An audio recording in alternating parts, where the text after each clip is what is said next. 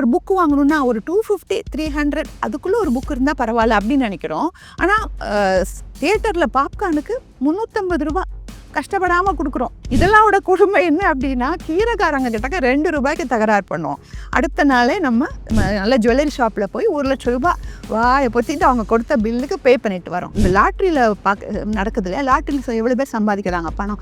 அவங்களெல்லாம் வந்து 5 இயர்ஸாக சர்வே எடுத்திருக்காங்க. 5 வருஷத்தில் எல்லாரும் பழைய சாதாரண நிலைமைக்கு திரும்பிடுறாங்க. காரணம் ஈஸி மணி. நீங்கள் ஒரு 150 ரூபா பங்கை விற்றுருந்தீங்கன்னா அதில் இன்னும் 60% அளவு மேலே போகிறது கூட சான்ஸ் இருக்குது. நம்ம அந்த சான்ஸை லூஸ் பண்ணிவிட்டு அதை விற்றுறோம். அப்புறம் நம்ம போர்ட்ஃபோலியோவும் ரொம்ப ஆர்டினரியாக ரொம்ப மீடியாக்கர் ஆகிடும். தப்பி போயிட்டு ஒரு வாஷிங் மிஷின் தேடுங்க.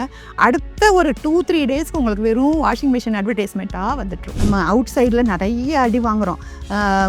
மார்க்கெட் வலட்டைலாக இருக்குது. யூஎஸ் எலெக்ஷன் வந்து ரிசல்ட் வந்து அதில் வேறு விழுகிறோம். அப்புறம் நம்ம ரியல் எஸ்டேட்டு நம்ம வாங்க போனால் ஏறுது, நம்ம விற்க போனால் இறங்குது. ஸோ நீங்கள் இந்த மகாபாரதத்தில் பார்த்துருப்பீங்க, இந்த கிருஷ்ணர் கடைசியில் ஒரு எபிசோட் கடைசியிலையும் சிந்தித்து செயல்படுங்கள் அப்படிம்பாரு.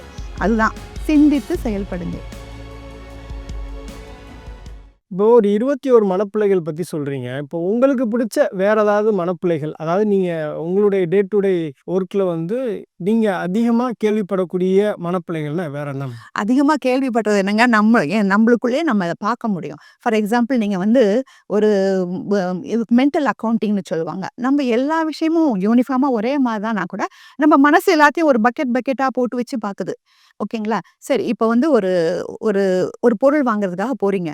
20 ரூபா பொருள்.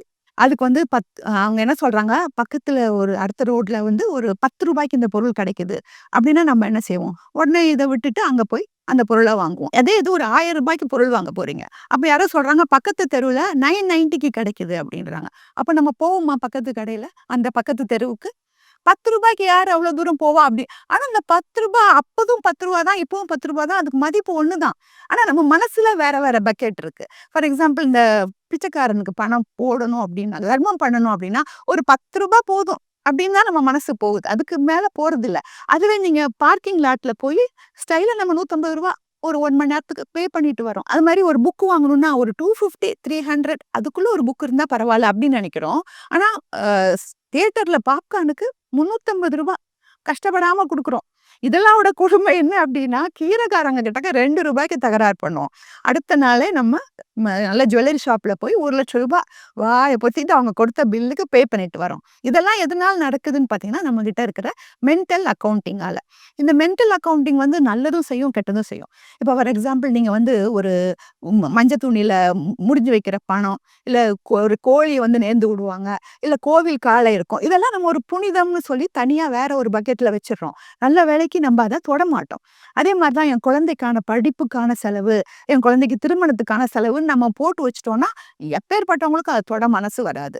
நம்மளுடைய ரிட்டையர்மெண்ட்டுக்காக தனியாக வைக்கும் போதும் அந்த மாதிரி தான். கூடிய வரைக்கும் நம்ம அதை எடுக்கக்கூடாதுன்னு தான் நினைப்போம். அதனால தான் மியூச்சுவல் ஃபண்டில் பார்த்தீங்கன்னா நீங்கள் ஒரு கோல் பேஸ்டாக சேவ் பண்ணுங்க அப்படின்னு சொல்கிறாங்க. இந்த மென்டல் அக்கௌண்டிங் அப்போ அதுக்கு யூஸ். அந்த மென்டல் அக்கௌண்டிங் அப்படின்றது நல்லதா கெட்டதா? அதான் இது 2 விதமான. எல்லா மனப்பிள்ளையிலுமே ஓரளவு வரைக்கும் நல்லா இருக்கும், அதுக்கப்புறம் கெட்டதும் நடக்குது. இது வரைக்கும் நான் சொன்னதெல்லாம் நல்லது. இது ரொம்ப ஜட்ஜ்மெண்டலா இல்லையா மேம்? இந்த விஷயத்துக்கு நான் இவ்வளோதான் செலவு பண்ணணும் அப்படின்ட்டு என்னுடைய மென்டல் டிசிஷன் பேஸ் பண்ணி நான் யாரோ இதுக்கு முன்னாடி என்னுடைய தாய் தந்தையினரோ இல்லை வந்து என்னுடைய உறவினர்களோ இல்லை நண்பர்களோ எப்படி ஒரு விஷயத்த அவங்க வந்து ஃபாலோ பண்றாங்களோ அதை அப்படியே நான் இன்ஹெரிட் பண்ணி பண்றது அப்படின்றது ஆமா. ஒரு நல்ல விஷயமா இல்லை? இல்ல அதான் இது ஒரு சில விஷயங்கள்ல நல்லதாகுது, சில விஷயங்கள்ல கெட்டதாகுது. ஃபார் எக்ஸாம்பிள் பார்த்தீங்கன்னா, ஒரு மணி வந்து கொஞ்சம் ஈஸியா வந்துருச்சுன்னா நம்ம அதை ஈஸியா லூஸ் பண்ணிருவோம். நீங்க அந்த கோன் பனேகா கரோர்பத்தின்னு ஒரு நிகழ்ச்சி கேட்டிருப்பீங்க. அமிதாப் பச்சன் நடத்துவாரு. அதுல வந்து ஒரு டைம் ஒரு மனுஷன் நல்லா ஆன்சர் பண்ணிட்டே வந்தாரு. 1 கோடி வரைக்கும் வந்துட்டாரு. 1 கோடி ரூபாய் அவருக்கு அஷ்யூர்டு. அப்புறம் அமிதாப் பச்சன் கேட்டாரு, அடுத்தாப்புல கொஸ்டினுக்கு ஆன்சர் பண்ணிட்டீங்கன்னா 5 கோடி கொடுத்துருவோம். இல்ல நீங்க ஆன்சர் பண்ணலைன்னா 3 lakhs தான். You have to get out. ஒத்துக்கிறீங்களான்னு கேட்டாரு. அவர் நான் ஆன்சர் பண்றேன்னாரு. ஐயோ இங்க ஆடியன்ஸ்ல பார்க்கணும், எல்லாரும் ஸ்டாப் பண்ணுப்பா, போதுப்பா, அந்த 1 கோடி வாங்கிட்டு ஓடிருப்பா அப்படின்றாங்க. வீட்டுல உள்ளவங்களாம் அந்த டிவியோட டயலாக் நடத்திட்டு இருக்காங்க. அந்த மாதிரி எல்லாரும் டென்ஷன் ஆனாங்க. அந்த மனுஷன் கூலா இல்ல நான் அடுத்த கொஸ்டின் போறேன் அப்படின்ட்டாரு. அடுத்த கொஸ்டினுக்கு போனாரு, தோத்துட்டாரு. he went out with 3 lakhs. சரி, இவர் கஷ்டப்பட்டு சம்பாதிச்சு சிறுக சேமிச்சு வச்சிருந்தாருன்னா இந்த 97 lakhs இப்படி லூஸ் பண்ணுவாரா? அது மாத்திரம் இல்லாம இப்போ வந்து இந்த லாட்ரியில நடக்குது இல்லையா, லாட்ரியில எவ்வளவு பேர் சம்பாதிக்கிறாங்க பணம். அவங்களெல்லாம் வந்து 5 இயர்ஸா சர்வே எடுத்திருக்காங்க. 5 வருஷத்துல எல்லாரும் பழைய சாதாரண நிலைமைக்கு திரும்பிடுறாங்க. காரணம் ஈஸி மனி. நம்ம மனசுல அதுக்கு ஒரு பக்கெட் இருக்கு. பக்கெட் எல்லாமே ரைட்டுன்னு சொல்லிட முடியாது. மனசுல ஒரு ஒரு ஈஸி பக்கெட் இருக்கு. இது வந்து ஈஸியா வந்த பணம், ஈஸியா போயிடுது அப்படின்னு நம்ம விட்டுறோம். ஏங்க சம்பளமும், போனஸும் கம்பெனி நம்மளுக்கு நம்ம உழைப்புக்காக குடுக்குது. நம்ம 2யும் ஒண்ணா ட்ரீட் பண்றோமா? சம்பளம் வந்தா அத வந்து கரெக்ட்டா செலவு பண்ணணும், சேமிக்கணும், கடன் கட்டணும் அப்படிலாம் வச்சிருக்கோம். போனஸ்னா அத வந்து உல்லாசமா செலவழிக்கலாம். அப்படியே கொஞ்சம் ஊறி தள்ளிடலாம். அந்த மாரி என்னவோ அது ஈஸியா யாரோ சும்மா குடுத்த மாரி நம்மளா நெனச்சுக்கிறோம். இத விட கொடுமை டாக்ஸ் ரீஃபண்ட். டாக்ஸ் நம்ம கஷ்டப்பட்டு சேர்த்து பணத்துக்கு அதுக்கு அந்த கதையெல்லாம் வேண்டாம். நம்மளுக்கு டாக்ஸ் எக்கச்சக்கமா கட்டுறோம்னு வச்சுக்கோங்க. அவங்களே பரிதாபப்பட்டு இந்த கவர்மெண்ட் ஐயோ போனா போது தப்பு தப்பா கட்டி வச்சிருக்கு பாரு திருப்பி குடுன்னு சொல்லி டாக்ஸ் ரீஃபண்ட் குடுத்தாங்கன்னா, அதையும் ஊதி தள்ளிடுறோம். இது என்ன நம்மளுக்கு ஃப்ரீயா வந்த மணியா? நம்ம பக்கெட் அந்த மாதிரி எல்லாமே நம்ம ஊழியத்துக்கு ஏற்ற ஒரு ஊதியம். ஊதியம் தான். ஆனா நம்ம மனசுல இருக்கிற பக்கெட் அது வேற வேற மாரி ஹேண்டில் பண்ணுது. இது மாத்திரம் இல்லங்க. நீங்க ஒரு மாசம் மாசம் ரூ. 2000 கடன் கட்டணும்னு நீங்க பிளான் பண்ணியிருக்கீங்க. கட்டிட்டு வரீங்க. இந்த மாசம் உங்க கையில ரூ. 3000 மிச்சம் இருக்குன்னா, அந்த கடன்ல போய் கட்ட மாட்டோம். முக்காவாசி பேர் கட்ட மாட்டோம். அதான் கட்டிட்டோமே, இந்த ரூ. 3000 அப்படியே எஸ்பி அக்கவுண்ட்ல இருக்கட்டும் பார்த்துக்கலாம். அப்படி வச்சு நம்ம அத செலவழிப்போம். ஏன்னா அந்த பக்கெட் நம்மள விடாது. இதான் லிமிட்டு. இந்த கடனுக்கு இவ்வளவுதான் லிமிட்ன்னு சொல்லி அது நம்மள அடக்கி வச்சுரும். அதே மாரி தான் இந்த ஒரு நம்ம டெபாசிட்டுக்கு ஒரு பக்கெட் வச்சிருக்கோம். லோன்ஸுக்கு ஒரு பக்கெட் வச்சிருக்கோம். ஒரு லோன் 16%ல பர்சனல் லோன் ஒரு அவசரத்துக்கு வாங்கி வச்சிருப்போம். கையில பணம் இருந்தா டெபாசிட் போடணும்னு 7%ல போய் போடுறோம். அந்த 7%ல என்ன வருதுப்பா? அந்த 16%ல போடுவோம்னு மாத்தி யோசிக்கணும். அந்த மாத்தி யோசின்னு அதான் அடிக்கடி சொல்றாங்க. மாத்தி யோசிக்கிறதே கிடையாது. இது நம்ம நீங்க சொன்னீங்களே நம்ம முன்னோர்கள் சொன்னதுன்னா, அப்படி முன்னோர்கள் சொன்ன மாரியே போயிட்டு இருந்தா லாஸ் வருதுல்ல. இப்ப எல்லாம் காலம் மாறிட்டு வர மாரி நம்மளும் அதுக்கு தகுந்த மாரி மாற வேண்டியிருக்கு இல்லையா? அதுதான் ப்ராப்ளம். அதுக்கப்புறம் இதே மாதிரி நம்ம மனசுல இருக்கக்கூடிய இன்னொரு பயாஸ் பார்த்தீங்கன்னா, என்டோமென்ட் பயாஸ். நம்மளுக்கு வந்து நம்மகிட்ட இருக்கிற பொருட்கள் மேல ஒரு அதீதமான பிரியம் இருக்கும். சில விஷயங்கள், சில சொத்துக்கள்லாம் அப்படியே சுமையா கூட மாறிடும். விட்டே குடுக்க மாட்டோமே! அது நம்மகிட்டயே தான் வச்சிருப்போம். ஒரு பங்கு நம்ம வாங்கியிருப்போம். அது டே டு டே லாஸ் ஆயிட்டு இருக்கும். ஆனா கூட நம்மளுக்கு ஒரு குருட்டு நம்பிக்கை. இல்ல அது வந்துரும் அப்படின்னு. இத விட கொடுமை என்ன அப்படின்னா, சொத்துக்கள். அதாவது இப்ப வயசானவங்க நெறைய பேர பார்த்திருப்பீங்க. பிள்ளைங்கலாம் வந்து இருப்பாங்க. நம்ம கூட தான் இருக்க போறாங்கன்னு சொல்லிட்டு ஒரு 3 பெட்ரூம், 4 பெட்ரூம்லாம் போட்டு கட்டி வச்சிருப்பாங்க. ஆனா, அவங்க பிள்ளைங்க ஒரு உள்ளூரு, வெளிநாடு எல்லாம் போய் யாருமே இங்க இருக்க மாட்டாங்க. இவங்க டெய்லியுமே அந்த 4 பெட்ரூமையும் திறந்து சுத்தம் பண்ணி பத்திரமா வச்சிருப்பாங்களே தவிர, இத வித்துட்டு ஒரு ஃப்ளாட்ட வாங்கிட்டு மீதி பணத்த வச்சு சந்தோஷமா, நிம்மதியா இருப்போம்னு நெனைக்கவே மாட்டாங்க. ஸோ இது வந்து என்டோமென்ட் பயாஸ். நம்மகிட்ட ஏற்கனவே இருக்கிறது தான் சிறந்தது. இத தாண்டி நம்ம வேற எதுவும் செய்ய வேண்டியதில்ல. அப்படின்னு ஒரு சேஞ்சுனாலே அவங்களுக்கு பிடிக்காது. சேஞ்ச் வந்துச்சுன்னா அது செலவாகும், நஷ்டம் வரும். இதெல்லாம் தேவையே இல்லப்பா. நான் இருக்கிறபடியா இருந்துட்டு போறேன். அப்படின்னு நெனைக்கக்கூடிய ஒரு மனப்பான்மை. மிஸ்டர் ஸ்டீவன் நீங்க பங்குச்சந்தையில ஈடுபடுறது உண்டா? கொஞ்சம் கொஞ்சம் பண்றது உண்டு மேம். பட் மியூச்சுவல் ஃபண்ட்ல வந்து நான் full ஃப்ளெட்ஜ்டா okay. That is very good. Right தான் நீங்க பண்றது. பட் என்ன அப்டின்னா, ஒரு ரூ. 100க்கு ஒரு பங்கு வாங்குறீங்க. அது வந்து ரூ. 150க்கு போயிடுது. இன்னொரு பங்கு ரூ. 100க்கு வாங்கியிருக்கீங்க. ரூ. 80க்கு வந்துடுச்சு. இந்த ஒரு அவசரத்துக்கு விக்கணும் அப்டின்னா, 150க்கு போன பங்க விப்பீங்களா? 80க்கு போன பங்க விப்பீங்களா? 80க்கு போன பங்கு தான் மேம். பரவால்ல ஸ்டீஃபன். நீங்க ரொம்ப டிஃபரெண்ட்டா இருக்கீங்க.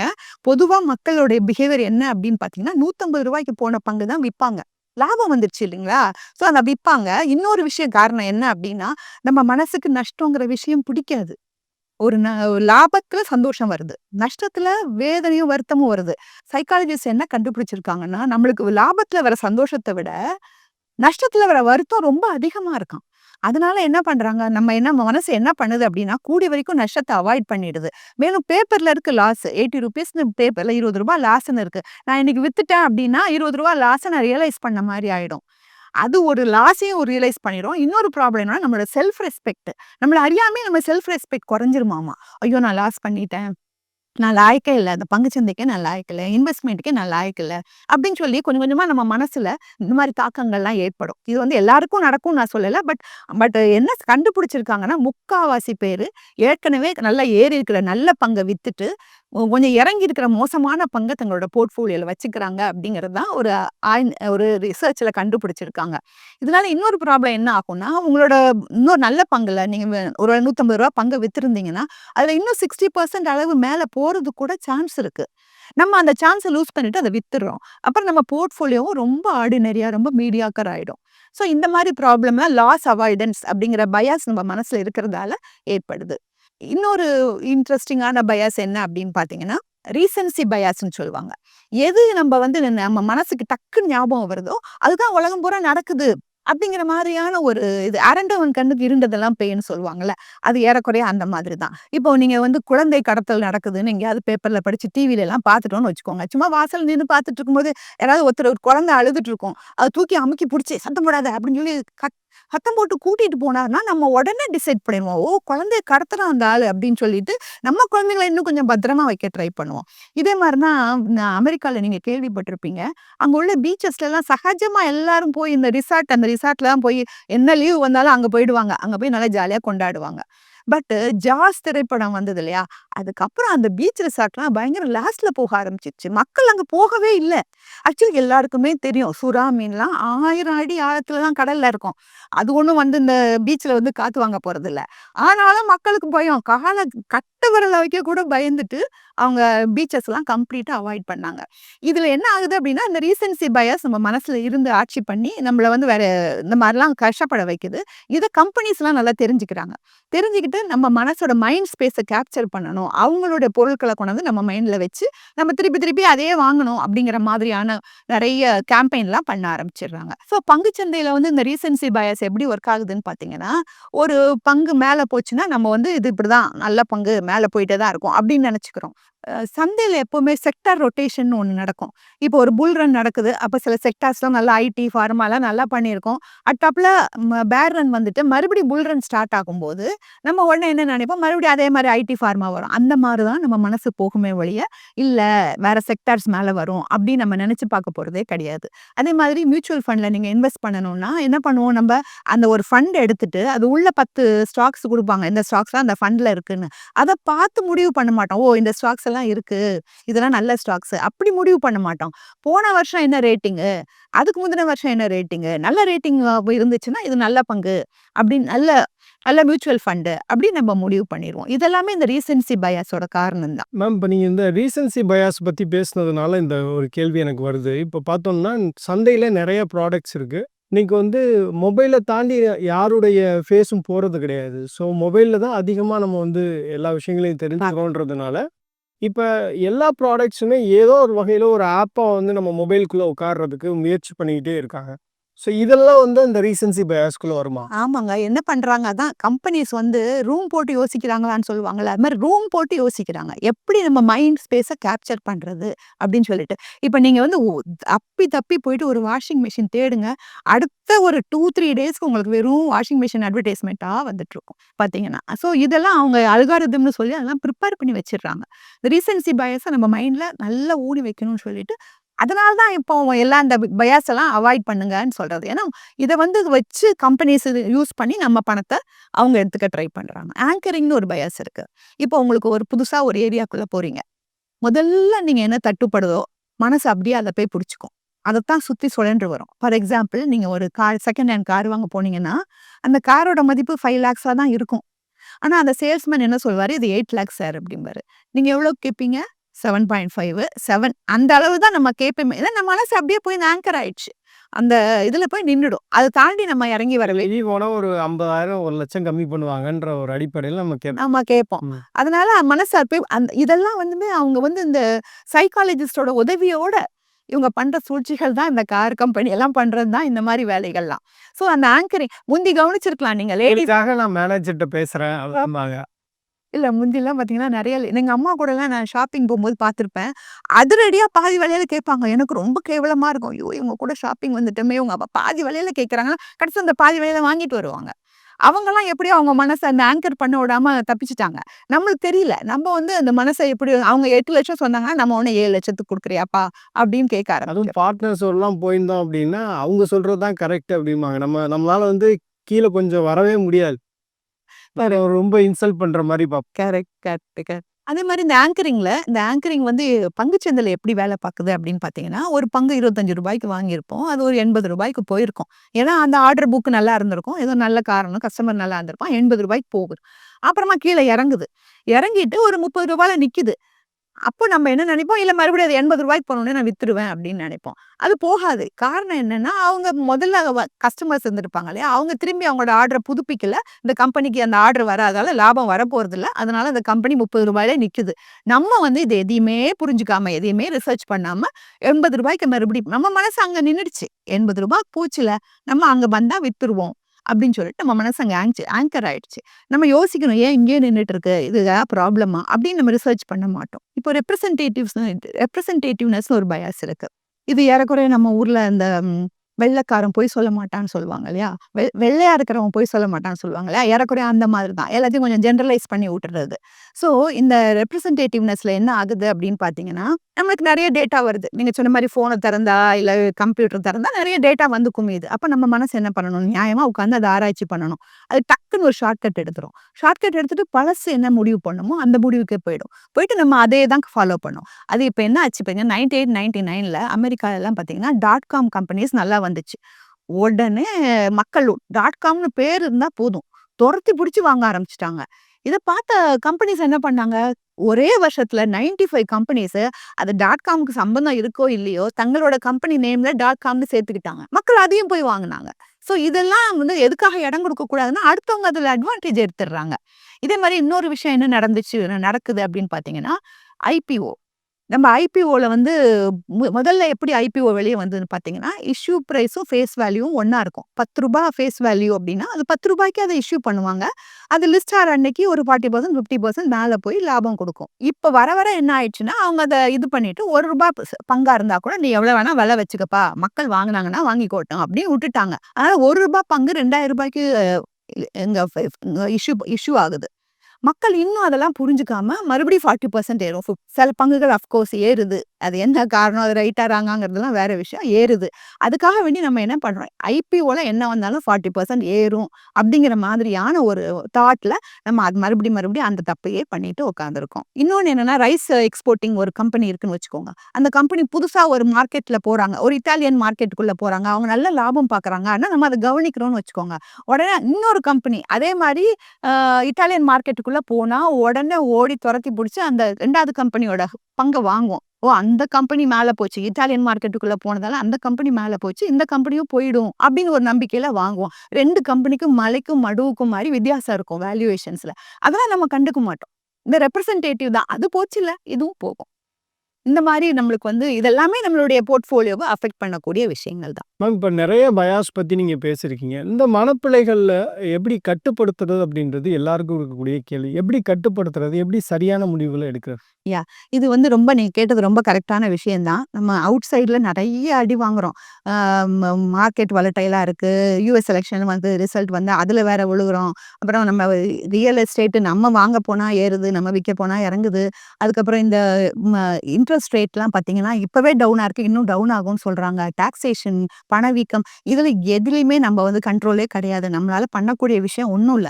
ஆனாலும் we have to make money அப்டின்னா, நம்ம மனசுலேருந்து வரக்கூடிய பிழைகள தான் நம்ம கண்ட்ரோல் பண்ணி கரெக்ட்டா கொண்டு போகறது மூலமா மாத்திரம் தான் நம்ம ஜெயிக்க முடியும். இதுக்கு நம்ம 3 ஸ்டெப்ஸ் எடுக்கலாம். முதல்ல வந்து நீங்க இந்த ஃபினான்ஷியல் அட்வைசர்ஸ்ட்டலாம் போனீங்கன்னா, அவங்க வந்து கஸ்டமர் ப்ரொஃபைலிங்ன்னு ஒண்ணு பண்ணுவாங்க.